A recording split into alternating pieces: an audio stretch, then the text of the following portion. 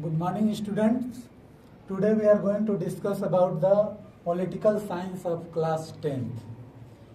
So today we start from chapter first. There are 5 chapters in class 10th, and you know all the chapters. First, power sharing. Second, federalism. Third, gender, religion and caste. Fourth, political parties. And fifth, outcomes of the democracy. And there are 4 units, and from every unit 5 marks will be given in the examination. So we will start from the power sharing. This is the first chapter, and it is all about the power. When human civilization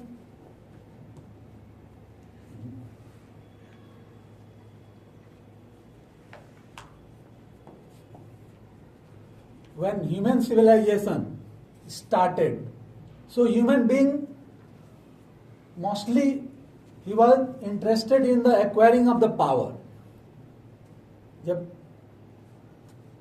इंसान ने यहाँ पर सभ्यता बनाई और सभ्य हो गया और सेटलमेंट शुरू किया उसने, तो उसने पावर एक महत्वपूर्ण रोल था इंसान का, पावर को एक्वायर करना। किस तरह हम पावर को एक्वायर करें? कोई भी इंसान पावरलेस नहीं होना चाहता, हर कोई चाहता है कि हमारे पास पावर रहे। क्यों? क्योंकि पावर ही इंसान को एक इज्जत दिलाती है और समाज में वो रुतबा हासिल कर पाता है जो हर व्यक्ति की आंतरिक इच्छा होती है। हर व्यक्ति चाहता है कि हमारे पास भी पावर हो, हमको भी लोग पूछें। तो हम यहाँ से स्टार्ट करेंगे। आपने फ्रेंच रिवॉल्यूशन पढ़ा है और वहां पर why French revolution is important, सबको पता है, क्योंकि एक बहुत ही महत्वपूर्ण आंदोलन था पूरी दुनिया में, क्योंकि इसने डेमोक्रेसी, प्रजातंत्र की नींव रखी पूरी दुनिया में। और प्रजातंत्र की नींव रखने का परिणाम यह हुआ कि आज धीरे धीरे मैक्सिमम कंट्री दुनिया में डेमोक्रेसी को अपना चुके हैं। तो why people are interested in democracy? There are certain things about democracy, क्योंकि इसको एक बेहतरीन शासन प्रणाली बनाता है। तो यहां से हम देखेंगे पावर शेयरिंग। फर्स्ट पॉइंट यहां पर क्या दिया हुआ? In the modern world all country follow the democracy, not been all, few country who does not follow the democracy, लेकिन मैक्सिमम कंट्री दुनिया में डेमोक्रेसी को फॉलो करता है, democratic form of the government को वो फॉलो करता है। The spirit of democracy lies in the power sharing by the people different social groups. अब spirit of power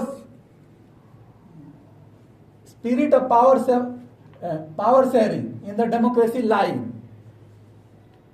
in different social group. अब स्पिरिट ऑफ पावर शेयरिंग का यहां का मतलब क्या है कि डेमोक्रेसी बिना पावर शेयरिंग के संभव है ही नहीं। डेमोक्रेसी का मतलब क्या है कि every people should get the different right, like right to equality, right to freedom of speech, right against exploitation. तो जितने भी राइट्स हैं, अगर एक भी व्यक्ति उस देश में अगर वंचित रह जाता है तो फिर डेमोक्रेसी का कोई मतलब ही नहीं रह जाता है। क्या मतलब रह जाता है? और कोई भी देश में डिफरेंट सोशल ग्रुप, अलग अलग सोशल ग्रुप रहते हैं, जाति के आधार पे, धर्म के आधार पे, भाषा के आधार पे, क्षेत्र के आधार पे। तो भेदभाव कहीं नहीं होना चाहिए। डेमोक्रेसी का पहला नियम है कि सबको समान स्तर से देखना होगा, है ना। सबको अधिकार मिलना चाहिए। जो अधिकार उच्च वर्ग प्राप्त किया हुआ है वो निम्न वर्ग के व्यक्ति को भी वो अधिकार मिलना चाहिए। तो वही यहां पर कह रहा है कि spirit of democracy lies in the power sharing of the people and different social groups. अब थर्ड पॉइंट की तरफ जा रहे हैं हम। Power sharing helps to reduce the possibility of conflict between the social groups. Conflict, समाज में भेदभाव, झगड़ा क्यों होता है? पावर को लेकर। जिसके पास पावर रहेगा वो एक्सप्लॉइट करता है, और जिसके पास पावर नहीं है वो एक्सप्लॉइट होता है। और जो भी व्यक्ति एक्सप्लॉइट होता है वो उसका विरोध करेगा। किसी को भी एक्सप्लॉइटेशन अच्छा नहीं लगता। हर व्यक्ति चाहता है कि हमको सारे राइट्स मिले, अधिकार मिले। आप लोग भी ये चाहते होंगे कि घर में हमको तरह तरह का अधिकार मिले। तो power sharing reduces the possibility of the conflict. अब सब व्यक्ति को समान अधिकार दिया जाएगा। समान जब अधिकार दिया जाएगा तो क्या है, यहाँ पर कॉन्फ्लिक्ट की कोई संभावना ही नहीं। आगे बढ़ने, सपोज समान अधिकार का मतलब राइट टू इक्वलिटी। अगर आप आगे बढ़ना चाहते हो, आगे कैसे बढ़ोगे आप आगे? अच्छी पढ़ाई करोगे और समान अवसर मिलेगा आपको। कि खूब अच्छी पढ़ाई पढ़े और अवसर समान नहीं मिला तो फिर आगे कैसे बढ़ोगे आप? तो राइट टू इक्वलिटी, फ्रीडम, जो आप करना चाहते हो कर सकते हो। करने का मतलब क्या है यहां पे, कि जो भी स्टेप आप लेना चाहते हो अपने डेवलपमेंट के लिए, विकास के लिए। ऐसा नहीं कि हम किसी को गाली दे दिए, है ना? तो ऐसा नहीं है। आगे बढ़ने के लिए आप क्या करना चाहते हो उसमें कोई रुकावट नहीं हो, है ना? तो यहां फ्रीडम दिया गया है। अब आगे यहां पर fourth point, it is the good way to ensure the stability of political order and unity of the nation. If everybody will be satisfied, हमारा हर चीज पूरा हो रहा है ना? हमको आजादी मिली हुई है, जो चाहते हैं कर सकते हैं। हमको समानता का अधिकार मिला है, कोई भी व्यक्ति किसी का शोषण नहीं कर सकता, एक्सप्लॉइट नहीं कर सकता। एजुकेशन का आपको राइट्स मिला हुआ है। तो ये क्या करेगा, हर व्यक्ति सेटिस्फाई होगा, किसी को किसी से नाराजगी नहीं होगी। और जब नाराज नहीं होगा, हर व्यक्ति सेटिस्फाई होगा, तो क्या होगा, पॉलिटिकल ऑर्डर, जो भी नियम कानून बने हुए हैं वो स्टेबल होंगे, गवर्नमेंट भी स्टेबल होगी। क्योंकि वो एक कानूनी प्रक्रिया है, एक स्टेप्स के अनुसार काम करेगी। अब नेक्स्ट आगे देखते हैं। अब यहां पावर शेयरिंग में सेकंड एग्जाम्पल दिए हुए हैं कि पावर शेयरिंग अगर अच्छी तरह किया जाए तो उस देश का, वो देश कैसा होता है, और जहां पावर शेयरिंग ढंग से ना हो वो देश कैसा होता है। तो देश को हम कैसे मेजर करते हैं, देश अच्छा है या बुरा है? आप कैसे मेजर करोगे? डेवलपमेंट, फर्स्ट स्टेप क्या है, डेवलपमेंट। और दूसरा स्टेप राइट्स। हमारे पास खूब पैसा हो और हमको कोई अधिकार ना हो तो फिर क्या है, ऐसे देश में कोई नहीं रहना चाहता है। हर व्यक्ति चाहता है कि मैं फ्री हूं, फ्रीडम हमको मिले, समानता का अधिकार मिले, शिक्षा का अधिकार मिले हमको। तो यहां पर दो कंट्री का एग्जांपल दिया हुआ, power sharing in Belgium. Belgium आपको पता है, it's an European country.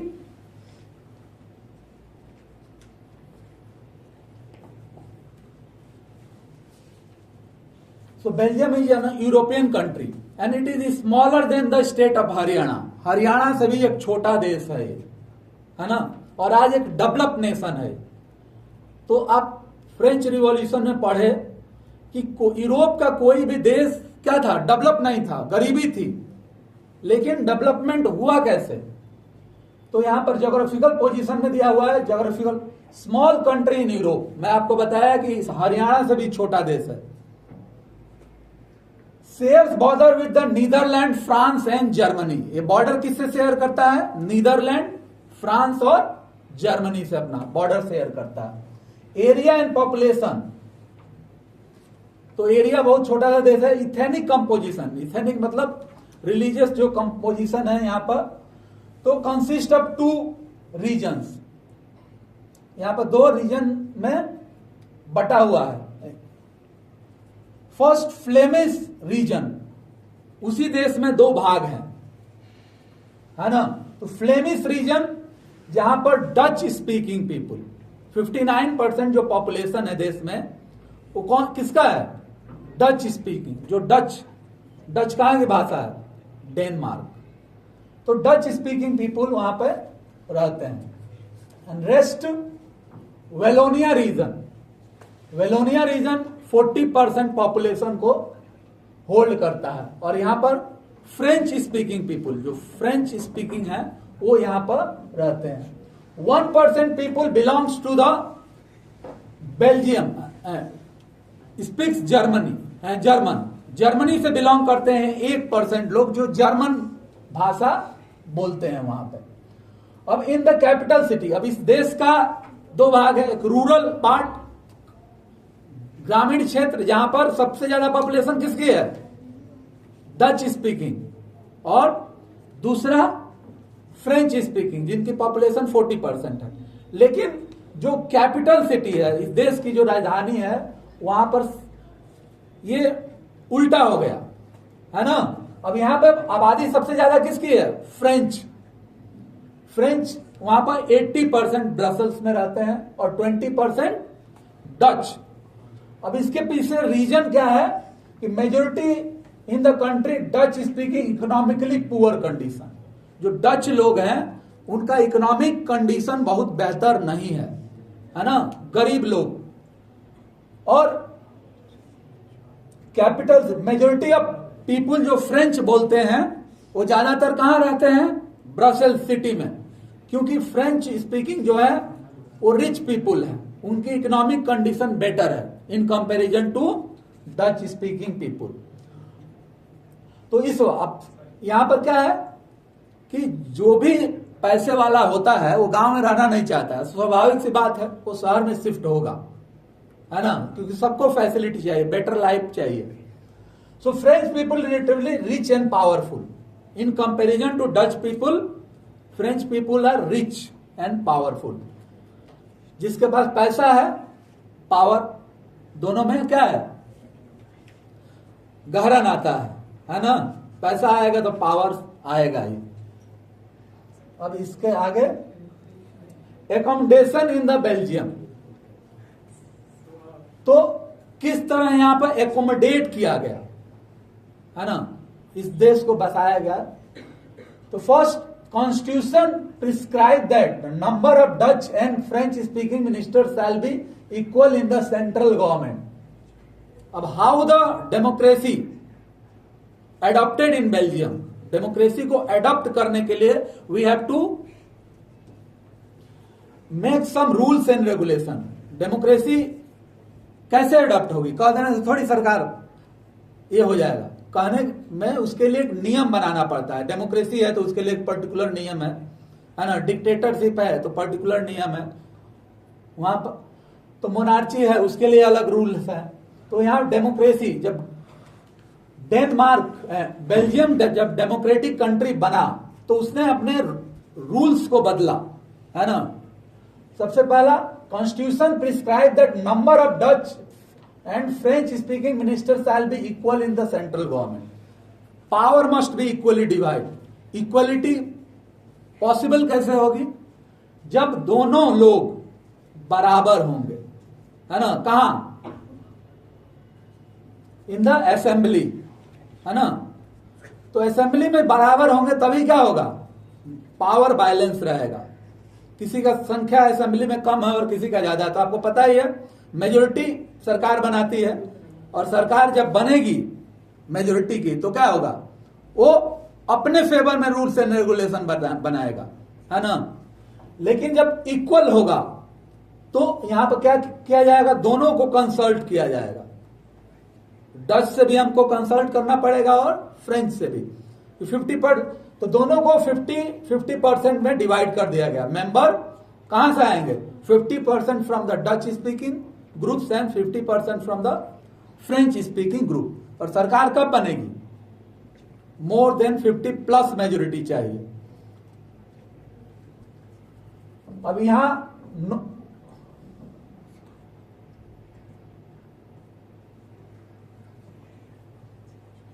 No single community can make decision ultimately. अब क्योंकि कोई भी सिंगल कम्युनिटी डिसीजन अल्टीमेटली नहीं ले सकती। क्यों नहीं ले सकती, गवर्नमेंट बनाने के लिए मोर देन 50% सीट्स या मेंबर्स चाहिए हमको। तो 50% फ्रेंच होकर भी अपना गवर्नमेंट नहीं बना सकता जब तक उसमें डच मेंबर शामिल नहीं होगा। तो यहां पर क्या है, कोई एक कम्युनिटी अपने लिए डिसीजन नहीं बना सकती। और रूल्स बनाने के लिए आपको पता है कि 50% मेंबर का सपोर्ट चाहिए। एक भी मेंबर अगर उसको सपोर्ट नहीं करता है तो कोई भी नियम पार्लियामेंट में नहीं बन सकता। रूल्स नहीं बन सकते। तो वहां पर अब यहां पर साफ हो गया कि डिसीजन कोई भी कम्युनिटी अपने फेवर में नहीं बना सकती, किसी का पावर नहीं है ना, दोनों को शेयर करना पड़ेगा, यहां मजबूरी हो गई। Without sharing power no community can make the decision. अब सेकेंड पॉइंट दिया है, state government are not subordinates to central government. अब यहां पर क्या है, फेडरल स्ट्रक्चर लाया गया। इंडिया में भी क्या है, फेडरल स्ट्रक्चर है। तो फेडरल स्ट्रक्चर क्यों जरूरी है? अगर कोई भी व्यक्ति किसी का सबऑर्डिनेट होता है तो यहां पर क्या होता है, उसका रूल्स एंड रेगुलेशन मानना पड़ेगा उसको, है ना। तो स्टेट गवर्नमेंट, आप पढ़े हो कि स्टेट गवर्नमेंट का अलग काम होता है, सेंट्रल गवर्नमेंट का अलग काम होता है। डिवीजन ऑफ द पावर क्यों डिवाइड किया जाता है? To avoid the conflict. एक व्यक्ति है, एक काम है और दो व्यक्तियों को हम दे दिए, है ना, तो क्या होगा, कॉन्फ्लिक्ट शुरू हो जाएगा कि मैं करूंगा ज्यादा, वो कहेगा कि मैं कम करूंगा तुम ज्यादा करोगे, वो कहेगा कि मैं कम करूंगा तुम ज्यादा करोगे। इसलिए क्या है, कॉन्फ्लिक्ट को अवॉइड करने का सिंपल तरीका है कि वर्क को या पावर को आप डिवाइड कर दीजिए। रिस्पॉन्सिबिलिटी जब अलग हो जाएगी तो वो अपना काम करेगा, वो अपना काम करेगा, इसमें झगड़े का कोई चांस नहीं रह जाएगा।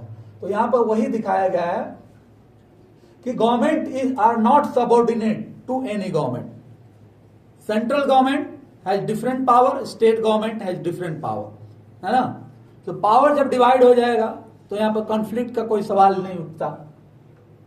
रिस्पॉन्सिबिलिटी सेंट्रल गवर्नमेंट की अलग हो जाएगी, स्टेट गवर्नमेंट की अलग हो जाएगी। अब central government have given more power to state government. Central government किसको ज्यादा पावर दिया गया है? Central government have given more power to state government. State government के पास ज्यादा पावर है in comparison to central government. Central government केवल नेशनल इंपॉर्टेंस के पावर को लेता है ना, और स्टेट गवर्नमेंट क्या होता है, स्टेट लेवल के importance. For example, what is the responsibility of the central government? To secure the border of the nation, to collect the taxes, foreign affairs, इस तरह की रिस्पॉन्सिबिलिटी होता है जो देश के लेवल पे होता है। स्टेट गवर्नमेंट की क्या रिस्पॉन्सिबिलिटी होती है? To secure administrative and security, police control में थे, लैंड रेवेन्यू, है ना, लैंड सेटलमेंट। तो इस तरह जो स्टेट इंपॉर्टेंस का पावर है वो स्टेट गवर्नमेंट को दिया गया, क्योंकि एक व्यक्ति क्या है, स्टेट से ज्यादा जुड़ा होता है ना, सेंटर से कम। तो ज्यादा से ज्यादा यहां पर बात ध्यान दिया जाता है कि लोएस्ट लेवल से लोगों का जुड़ाव ज्यादा होता है। हमारे यहाँ लोकल गवर्नमेंट है तो हमारी क्या है, डे टू डे जो लाइफ अफेयर है वो क्या है, लोकल गवर्नमेंट से जुड़ा हुआ। गांव की सड़कें हैं, साफ सफाई है ना, सैनिटेशन व्यवस्था है। तो ये डेली जो सर्विसेज है, तो हम डेली हम लखनऊ और दिल्ली थोड़ी चले जाएंगे, ग्राम प्रधान के पास ही न जाएंगे, उससे थोड़ा बड़ा प्रॉब्लम होगा तो लखनऊ जाएंगे, फिर बड़ा प्रॉब्लम होगा तो दिल्ली जाएंगे। तो इस तरह इसको डिवाइड किया गया है पावर को। अब Brussels has a separate government in which both communities have equal representation. Brussels has separate government in which both community का मतलब डच एंड फ्रेंच, दो कम्युनिटी थी, have equal representation, means members of the both community will be equal in the assembly, है ना। Third, the French people accepted equal representation in Brussels because the Dutch people accepted equal representation in central government. अब यहां पर बात आती है कि in country side, rural area, population ज्यादा किसका था? Dutch 59% and French 40%। तो यहां डच का जब पॉपुलेशन ज्यादा था तो नंबर ऑफ सीट्स कम पे कंप्रोमाइज अपने आप को क्यों करेगा? पॉपुलेशन ज्यादा है, ज्यादा सीट चाहिए उसको। लेकिन दूसरी तरफ क्या था, सिटी में फ्रेंच की पॉपुलेशन ज्यादा थी 80% एंड डच की वहां कम थी 20%। तो इस वजह से दोनों ने कंप्रोमाइज किया, है ना। कंप्रोमाइज का मतलब 50-50 सीट्स पर दोनों राजी हो गए।